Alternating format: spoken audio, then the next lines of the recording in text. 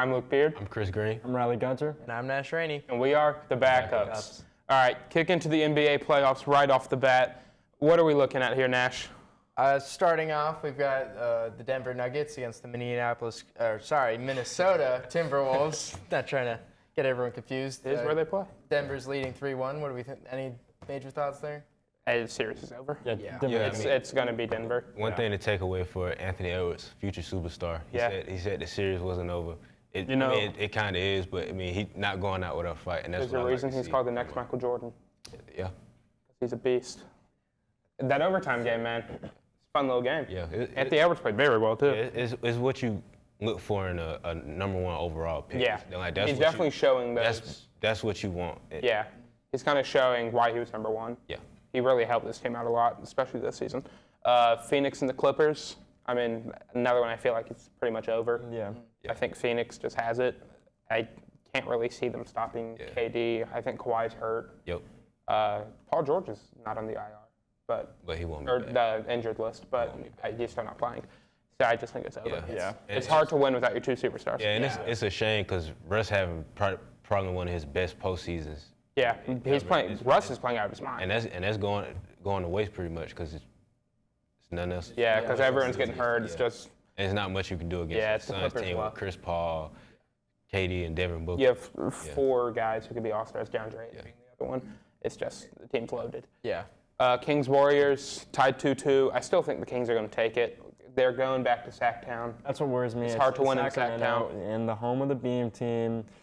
Now, I do have to bring up, I did get sent a video from my aunt. Although the Kings are the Beam team, the Golden State Warriors actually have a senior dance team, 70 to 80-year-olds. Yeah. And for that That's alone, why they won both games. For that alone, I want Sacramento to win the next two games by 40 each. Because why is that a thing? Who is going to Warriors games and like, senior dance team, this is what I want to see at halftime? I mean, There's got to be some fans. You want to see the Bean. That's true. Very kind lady. Although I do believe De'Aaron Fox may or may not be playing next game. No, he's playing. He is. He is playing? He is, yep. Report came up earlier on ESPN. Yep. He will be playing. Gotcha. So I think since the Kings have the home advantage, I think they'll take they play tonight, don't they? Or tomorrow? I believe they do play tonight, yes. Okay. So I think they'll take the game tonight in Sacramento. They might lose going back to Play tomorrow. it's tomorrow, okay, I can't remember. But both teams in this series, both teams have had the chance to be leading 3-1. Yeah. Hey, if Harrison Barnes didn't take that or didn't miss that three, it would be a whole different series already. It'd be 3-1 in Sacramento. It'd be over. Yeah. But Harrison Barnes missed that three. Now we're a 2-2 series up in the air. It's just like I get a feeling that, like this, if the Warriors might still win on the road. It's possible. And then, of course, Game 6 Clay might come Yeah, live. And then that's true. That's going to be That's true. still, Like, I feel like the momentum is kind of making It's moved to the Warriors side. I agree. The momentum has shifted. I still think the Kings might be able. I still think they're going to take it. If they don't, then I wouldn't be shocked. But I think this Kings team is really good. yeah. I think it would be hard for them not It's been a good series, and we've been talking about it like this is, the premier kind of 3-seed, 6-seed matchup that we're talking about. And, Kings opening up 2-0, and we knew that not only were the Warriors not super great on the road, but they're super good at home. Yeah. So it's like a combination of these factors, and I think going back to Sacramento for, 2 games, if it goes to Game 7, at least for one game, will really help them. And I think that'll help them pull it out. Yeah, I think Sacramento could get a win on the road, too. I think Sacramento could win in 6. Yeah. I think it's a possibility. I think the Warriors could win in 6. Maybe. I think they're more likely to win 7 if they do, but I think if Sacramento wins, it has to be in 6. Yeah. Because I think if they go to Game 7, the Warriors beat them. So, Lakers, Grizzlies, it's not been a really competitive series. LeBron has just dominated. Anthony Davis has dominated. Well, I wouldn't say Anthony Davis has been dominating. Okay, no, but he's had good games. Yeah, but not as late. He hasn't dominated. That game LeBron. last night.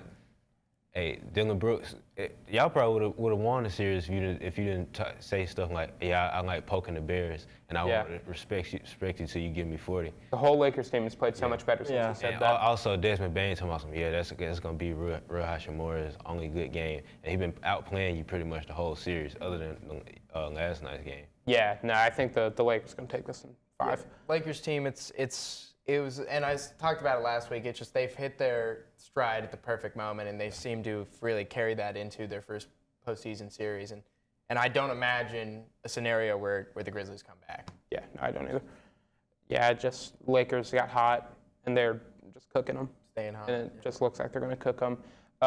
Let's go to the Knicks-Cavs real quick. I still think the Cavs are in it.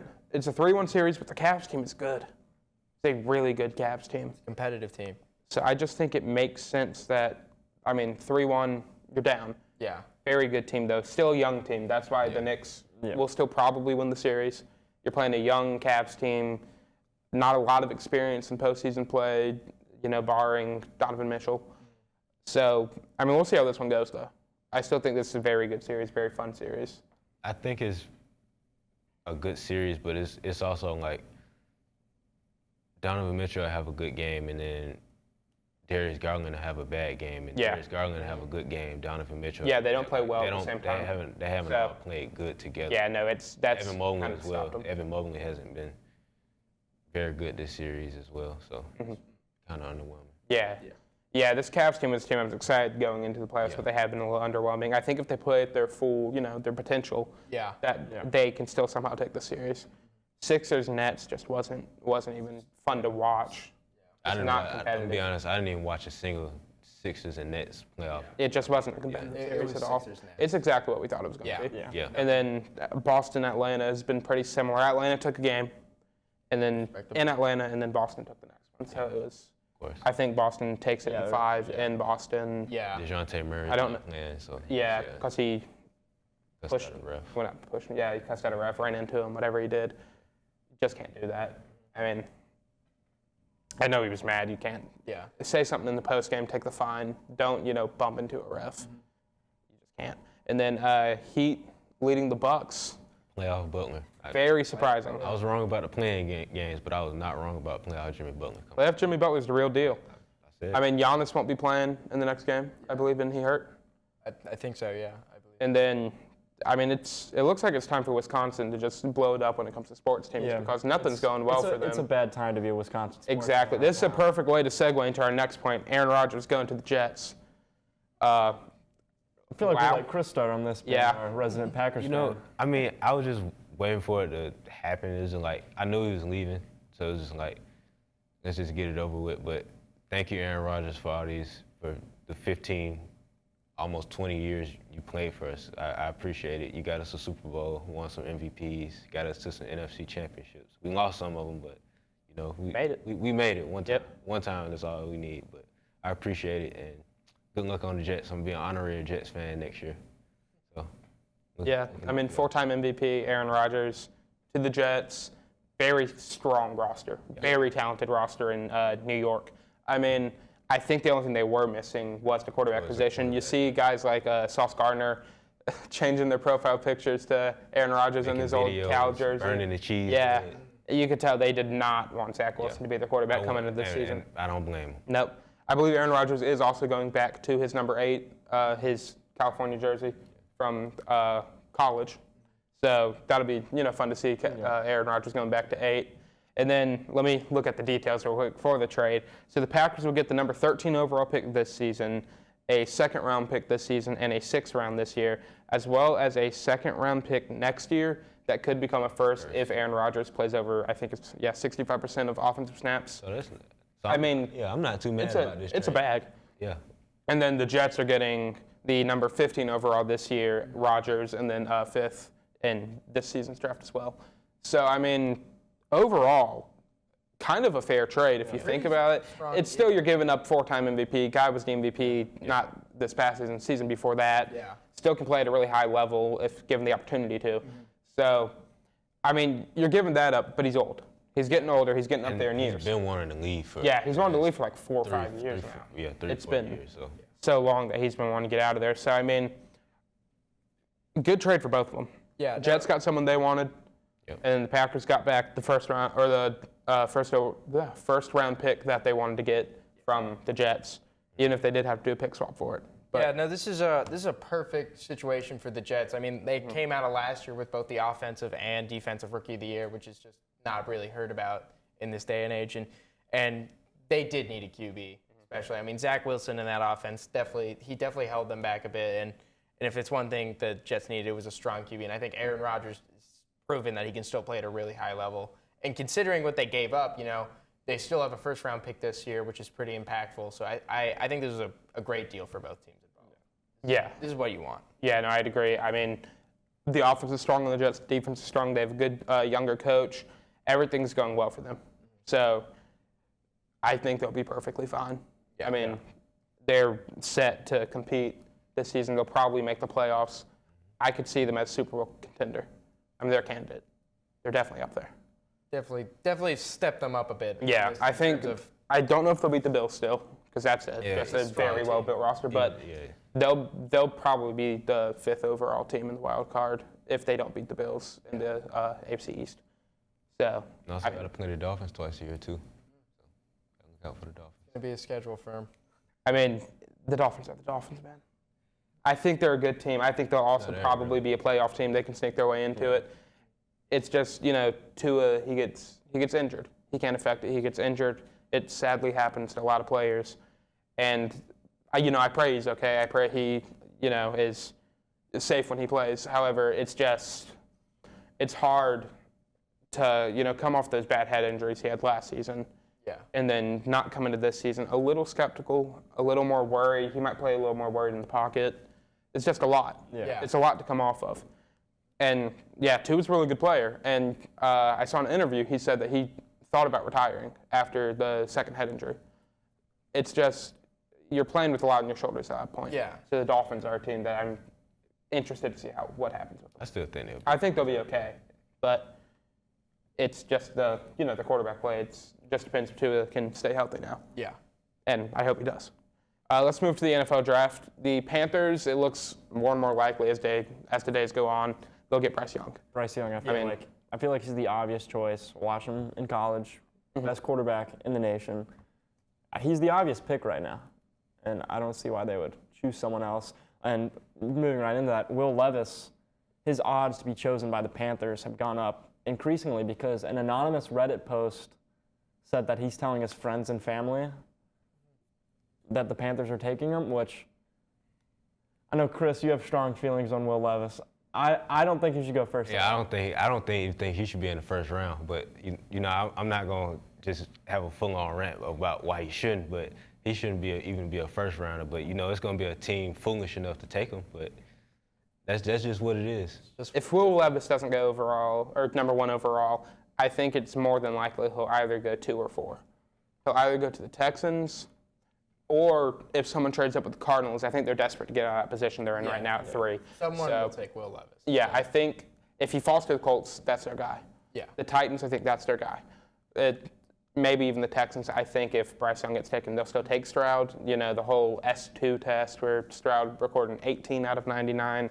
Well, guys like Young, got 98, Levis 93. Obviously it's a little more risky looking at those kind of tests, stuff like the S2. There's the Wonderlic that they used to do every year. But I still think Stroud is a very good player. Yeah. He has a solid arm. He can move. He makes smart decisions on the football field. He's good on the field, and that's all that matters is how you play on the field. I think it also sheds light on why he stayed at college for 3 years instead of 4. Because he has the ability. As a pretty big Panthers fan myself, it's the kind of thing where obviously I know the coaching staff really likes Bryce Young, and or not Bryce Young. Sorry, I know the coaching staff likes C.J. Stroud and Bryce Young, and I know that's front office is big on. They're big on Bryce Young, aren't they? Yeah, that too. But it's clearly there's a lot of talent at that number 1 spot that they can take. I would love to see Bryce Young or C.J. Stroud. I think they're both phenomenal. Has to be a quarterback for the Panthers. Has to be a quarterback. Definitely has to be a quarterback. As a Panthers fan, watching a Panthers offense for the past 4 years, it's definitely could use a quarterback. Obviously, I'm not one to partake in the advice of anonymous Redditors, but we all we have our own sources. I just think, ideally, Bryce Young or just C.J. Stroud coming into this new head coaching front office is what the Panthers need. Yeah.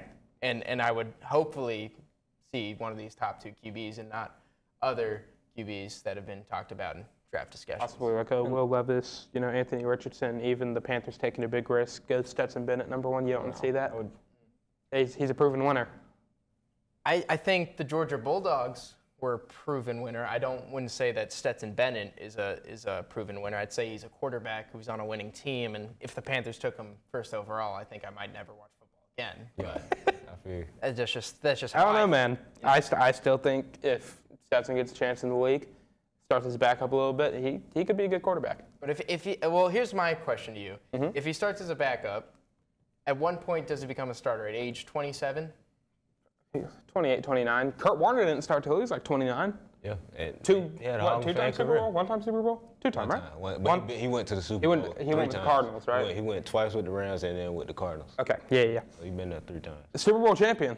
Hall of Fame. I mean, Kurt Warner alone has more championships than the entire Carolina Panthers franchise. Yeah. So, I mean, all I'm saying More is than MVP y'all cam. could take Stetson Bennett, 29-year. I'm kidding. Okay, that's not going to happen. I'm thinking Bryce Young is the likely pick, as he should be. He's proven he's a very talented guy. He can move. He can throw. He's a little on the shorter side. Didn't stop Drew Brees. Shouldn't stop him. That's odd. Exactly. Before If the, you have an arm, you'll S2, be fine. before the S2, I thought Stroud was the lot going into first, but the problem with the S2 test is that all the star quarterbacks you see now, they all scored high 90s, mid 90s. So it gives that thing with Stroud, like, if he's scoring this low, maybe he's not going to be as good on the field, but I still believe, after showing what he did in the CFP semifinal, I think he'll be fine. I think he'll be fine. I think he's a really I'm not even Yeah, worried. and it's strange because in Bryce Young's case, he's probably one of the most talented QBs Bama's had in the past 10, 15 years, and I think considering the talent in college football over the past few seasons, how Alabama's played, if anything, he's lifted up that team, which is not something you really hear about a QB doing for Bama. Yeah. And I think with his not only his playmaking, but also his ability to keep a play alive. Like he has a great arm and he can find a man downfield. But watching some of those games, especially against Georgia, where they have these big D linemen hunting him down, he has the ability to stay in a healthy pocket as long as it's healthy, run around for 5 more seconds and find someone open downfield. And that's kind of what I like about him. I like the idea that he's a guy who can make stuff up, who can make things happen as the play develops. Make something out of nothing. Exactly. I will say this draft, I think, is a really strong front 7 draft, too. I mean, I think some of the strongest picks will be within the front 7. Will Anderson is one of the most talented guys I've ever seen come out of college. He's an absolute beast on the field, and he'd be the number 1 pick if it wasn't for the Panthers needing a quarterback. Jalen Carter, made bad decisions. Very good player. Very strong, talented front 7 kind of guy. And then even Miles Murphy, another guy, very strong front 7. This is not a highly rated class by a lot of front office people. But I think he's going to be one of the best classes in a long time. I think the first 10 picks, whoever will end up as the top 10 players out of this class will be game changers in the NFL. Even if it's not like the top 10 picked players, when we look back on this draft and we're like, oh, he was in this draft, that's crazy. Yeah. I think there's a lot of talent in the top prospects in the draft, and there's some hidden guys too, I think. So it like Devin Witherspoon, for example, cornerback out of Illinois. Yeah, he's a beast. He's a beast. It's tough to tell too. Obviously, with the draft, we always look back on these stories 5, 10, 15 years from now and see, what people were talking about. Was it Jimmy Clausen or Cam Newton, the option for Carolina? Stuff like that. But I think. I believe it'll be a top-heavy draft. It's looking like it'll be a top-heavy draft. I could be completely wrong. It could be the best draft in forever. But I'd imagine that in a few years from now, when we look back, we'll see, those top 10, top 12 guys and be like, those were the guys, and everyone else is just, they were there. They were there. They played. But I could be wrong. Yeah. I guess we'll see. Yeah. I think, I agree. It's the top stars, I think, are the top stars. It makes sense why they're the top stars this season. There's other seasons where I debate, even when Lamar was coming out of college and he went 31, I was shocked because I thought he'd be a top 15, top 10 pick because he showed me that he had the talent. He proved it in the NFL. But this one, I think, we talked about the front 7. I even think the receiving is strong. Zay Flowers out of Boston College, very good player. Addison. Yeah, Jordan Addison. Quentin Johnson at TCU, big dude, fast as lightning. He's just a very good player. So I think there's a lot of guys who could help build teams right now. They could build around some of these guys in this draft. I think this is a good draft. I like it. Even if, the front offices don't like it. I'm not a front office guy. They know more about it than me. But watching college football this season, like a lot of the guys in this draft. So, move on to the more important draft of this week, I'd say, the WWE draft. Chris, I'm going to let you take this one away. for the the top point we have, who do you want to see on Raw and SmackDown? If you had to mock the first 3 picks for each round, who would you go for? Clear cut, whatever brand drafts as the first pick is going to be Roman Reigns. Yep. That's going to be the first pick. Second pick will most likely be Becky, Bianca, or maybe Charlotte's on a break right now, I'm sure. Maybe even Rhea. Yeah, maybe even Rhea too. Can't forget her. Seth Rollins, you got to have him. Yep. Top star.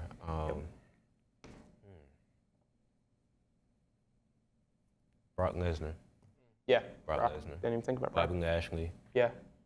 Cody. Cody, LA Knight, Top Gunther. star. Yeah. No, Yeah. If I'm thinking what's going to happen, I think the first 3 for each round, I think SmackDown will go number 1. I think they get Roman Reigns. Yeah. Raw gets Seth Rollins. SmackDown gets Rhea. Raw gets Bianca. And then this is where I'm shaky. I think SmackDown goes Cody because I think they need that Roman Cody. Cody needs to finish his story with Roman first. Mm-hmm. That's the priority for them right now. And then for Raw, you could go a lot of guys. Gunther, I think, deserves to be in that title tournament. Finn Balor, I think, is a huge name that will probably be going for that new world title. I would love to see that. Even Shinsuke. I think Shinsuke is another guy. I'm not sure what they're doing at Night of Champions for that new world title, but I'm hoping it's like a tournament or something. Yeah, I'm thinking a tournament. Something like that. I hope it ends with a triple threat final possibly because I really want it to be either Finn, Shinsuke, or Seth. Yeah. Preferably Finn or Shinsuke because I've seen Seth Rollins hold the title before. But it's been a while since we. I agree, and I think Seth Rollins deserves the title. Yeah, I think he deserved the title. But I could also see him getting drafted to Roman's show where it's Cody beats Roman, and then Seth beats Cody for the title. I think would be also fantastic booking. So I think if you give someone who hasn't held the title before, you give it to Shinsuke, who's deserved it. He deserved it for a while, which they probably won't give it to him. No, I don't think they will either. Finn, the first ever Universal Champion, gave it up the day after because Seth Rollins injured him in the match. Or even AJ Styles returning, Randy Orton returning. Randy Orton. One of these guys returning would be great to see. It would be good for wrestling. I think the new title is good for wrestling. I know we're more of a, we talk about sports more in pro wrestling. A lot of people don't consider it a sport.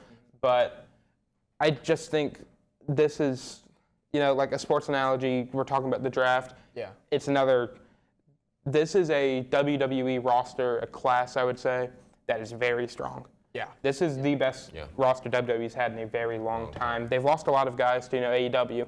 Still think this is their class. You get guys from NXT, Ilya Dragunov. Braun Breaker. Yeah. But I think he's in a feud with Carmelo Hayes, so I'm not sure. I'm not. I think that feud. Or it might be ending recently. Yeah, I think it ends ended. tonight, actually. I think they have a match tonight at NXT Spring Break. No. Carmelo Hayes is going against somebody else. Well, they might have ended then. Yeah, he just closed Carmelo Hayes and there's. Yeah. Okay, so Braun Breaker needs to go up. We need that. We need him in. Ilya Dragunov, the guy who beat Gunther in his, what was it? WWE NXT UK title. Ilya took it off Gunther. So you want to see guys like that come up. Makes exciting matchups. Makes it more fun to watch. Of course.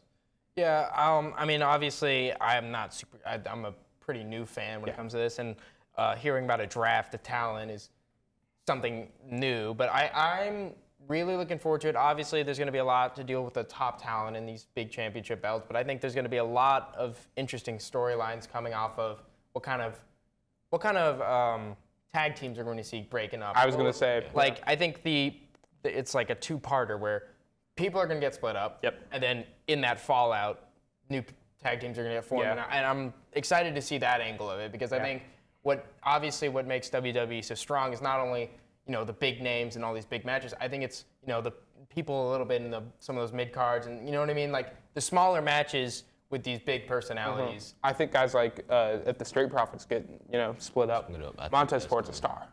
He will be a star. Exactly. Even Alpha Academy, Chad Gable's a star, and he will be a star. Otis will still be a star. People love Otis. He was the Money in the Bank winner at one point for a reason. Yep. Yeah. So a lot of these people who are just in tag teams right now still have a chance to be really good. Even the possibility of the bloodline splitting with this would be fun to see, because it can be Roman on one show, the Usos on the other, and then Solo on either show. But it's you're seeing stuff that you didn't think would happen, and then you hear about the draft, and you're like, this could happen. Yeah. These guys could be on different shows now. And it's exciting. because now you're getting fresh matchups. You're getting these guys who aren't on TV a lot. You're getting them more time. Yeah. Like, there's so many guys right now that just don't have TV time because their roster's so loaded that now they'll get more time on TV. You know, we've seen Mustafa Ali every once in a while. He will be on TV a lot more after this draft, I think. Dolph Ziggler will be on TV a lot more after this draft because these are some of the most talented guys. Yeah, Elias, The Miz. Yeah. Like, these really big talents. You just use them in, like, random segments backstage or whatever. Wash match. They'll be on TV now. LA Knight will see on TV all the time. He will be the Money in the Bank winner, I think. I hope so. And he will be. He's a future world champion. He is. He has the charisma. He has the wrestling ability. He's what you want to see in a champion. Exactly. So It's exciting for me to see as like a new fan to wrestling because Luke and Chris have been fans for a while, and they're excited about the way the direction of WWE is going right now, which makes me more excited. Because now that I know when I'm getting into it at a very good point. Yeah. At a time, WWE's might be reaching another peak point like it did in the early 2000s or early 2010s. I feel like when it's the early years, they always get into a peak. Early 2020. They're getting to a peak now. It's just every early whatever. Yep. So yeah, I mean, I'm excited about it. That's all I can say. You want to get to overtime? Sure. All right, Chris, start us off. This weekend, Tank and Ryan Garcia got in the ring this weekend. It went pretty much how I thought it would. After the first knockdown, which was a crazy knockdown, he pretty much flatlined him. It all came down to skills, and it was we knew Tank was winning. I mean, Ryan Garcia, props to him. He fought Tank a lot better than what I thought he would. Props to him. That was a good liver shot that ended the fight. So props to Tank. I hope he fights either Devin Haney, Shakur Stevenson next. But knowing boxing, it would be like another 2 years before we see that. So we gotta wait.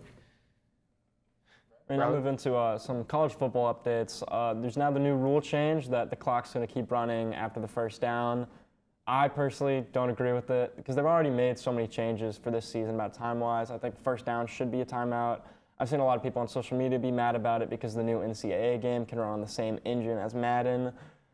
But I think they need to keep it how it was. I don't think they need to change it. What are your all's opinions? I mean, I enjoy the pace of college football games in the actual games. I like the rules as they are now, and I understand why the change might be occurring. But it also seems like a product of them saying we got to do everything we can to shorten the games without touching commercials. Like it seems I've said it before, but it seems disingenuous to make up these new rules and say we're doing this because we care about the fan experience. We want these games to be a nice time frame where everyone enjoys it and it doesn't go too long. But we're also going to give you a commercial, like a commercial break after every kickoff, after every scoring possession. It's like it's just clearly a money thing and not a game thing. And I think that's it's these kind of decisions that make sports worse. I agree. No, that's completely where I was going to go with it. Commercials. They love showing their commercials. You get 50 Dr. Pepper commercials a game, and you're like, oh, perfect, we got our Dr. Pepper branding in. You could still brand them in a different way without being commercials. Put something on the sidelines for them or something. Do you do halftime shows for them already? I mean, I get it's one of your biggest sponsors, but you don't need commercials for every single down or whatever. I don't want to say it's ruining college football, but we're gonna miss out on those moments of fourth quarter, super close game, and it's like they need to get this first down. First down, time stops. Stop the clock. Now it's the out of bounds. Now we it's don't so much have harder that to get out of bounds than it is to get a first down. When it comes to stoppage of time. Yeah. You want the first down. You don't want to go out of bounds because you want to get as many yards as you can and then go down. If you're going out of bounds, you're not getting those yards. You're stopping the clock. It makes it feel more like the NFL, which I don't like. Yeah. Because I like to have a difference between college football and NFL. Yeah, right. So then college players have to get more adjusted to the NFL, which it just makes it better. Yeah. It makes these guys. It shows who wants it more really when they get more adjusted to it, which I like. And I have no problem with the way NFL is ran. I like the NFL football. I like college football. I want them to still be a little separate to each other. You see all these other sports are still a little separate to each other, but what it is. For my overtime, I recently, obviously there's been a lot of, the social media buzz about Wrexham FC, Rob McElhenney and Ryan Reynolds buying this team in the UK and building them up into a premier soccer team. And they've recently won their league. They've got promoted, and basically what they're coming from is they are going from their current National League placement to League Two. And League Two it's 3 tiers below the Premier League. So hypothetically speaking, they could keep winning and become a Premier League team.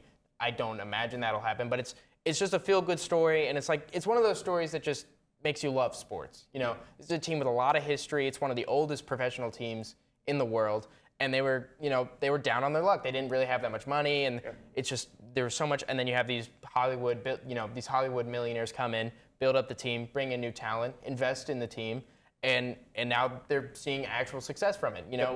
If you'd asked someone 3 years ago who's Wrexham FC, no one would have been able to tell you. Yeah. And now people all over the country know about it. They're a big brand. They have a Disney Plus series.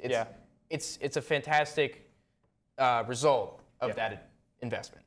Yeah, no, it's very good for them. I like seeing that they've become a huge brand. They're actually caring about the team and putting in the money where it's needed, not just like celebrities being like, oh yeah, I want to own a sports team, just own one. Like they actually care about what's going on. It's really nice to see. You can see that through some of their actions. They signed a 50-year lease with the stadium, so they want to stay where they are, and they want to build this up, and I think that's admirable. Yeah, I'll kick in mine real quick. Spencer Strider of the Braves, former Clemson pitcher, had almost a no-hitter. I think he got broken up in the 8th inning. He ended up allowing 2 hits on the night. Braves won 11-0 though, break 4-game losing streak. 13 strikeouts for Strider. I mean, just a great game for him, man. Very well deserved. Very good pitcher. He has, I think, all 3 games he's appeared and he's won this season. So he's been very good for the Braves. He was very good at Clemson. I think he'll end up being a very good pitcher. He's only 24. He has time to continue to grow. He's fine. And he will be very good for a very long time. So it's always great to see former Clemson players doing something big like this, especially with a team more the Atlanta Braves, which I think we're all at least somewhat fans of. Relatively local team. Yeah, relatively local team. So it's just you like to see it. Yep, pretty much. I mean, that's all I got. Y'all have anything else? Yeah. All right, we'll be back in about 3-4 months. So thank y'all for watching us this year. We really appreciate it. We've loved doing it. Every show's just been a blast. It's gotten us closer.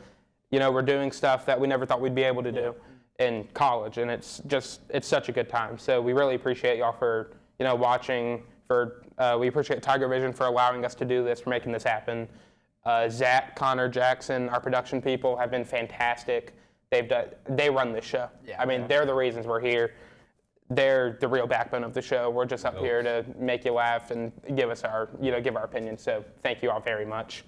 You want to add anything? I think you nailed it. Yeah. All right. Well, I mean, we'll see you in 3-4 months. Thank you for watching. That's it.